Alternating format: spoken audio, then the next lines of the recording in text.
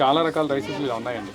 ఒక్కసారి వెనక్కిపోతే ఎక్కడి నుంచి వచ్చాయి ఈ రైసు, ఎందుకు పురాతన రైస్ అంటున్నామంటే, మీరు ఒక్కసారి ఒక్కొక్కటి వెనక్కి వెళ్తే మనకి 15th సెంచరీలో శ్రీకృష్ణదేవరాయలు ఉన్నారు. ఆయన అముక్తమాల్యద అని ఒక బుక్ రాశారండి. ఆ బుక్లో ఆయన ఈ ఈ బియ్యం గురించి చెప్పారండి. బహురూపి దీని పేరు.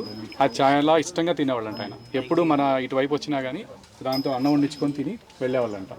అది ఒక దీని పేరు అందుకే బహురూపి అని పెట్టారు. ఈ రైస్ తింటే మీరు ఒక కప్పు రైస్ తింటే ఒక మల్టీవిటమిన్ టాబ్లెట్ వేసుకున్నంత సమానం అండి. అంత పవర్ఫుల్ రైస్ ఇది. సో అట్లా బహు అంటే బలం, బాహుబలి అలా అలా బలం అనమాట.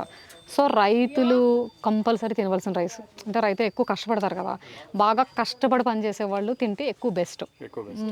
ఇంట్లో కూర్చుని ఎక్కువ పెరుగన్నం ఇంట్లో కూర్చుని కంప్యూటర్ కొట్టేవాళ్ళు మాత్రం తినకూడదు. ఏం తినాలి అప్పుడు? అది వాళ్ళకి ఈజీగా మైసూర్ మల్లిగా కాదు, ఎక్కువ వాళ్ళే ఉన్నారు, వాళ్ళకే చెప్పండి. మైసూర్ మల్లిక కాదు.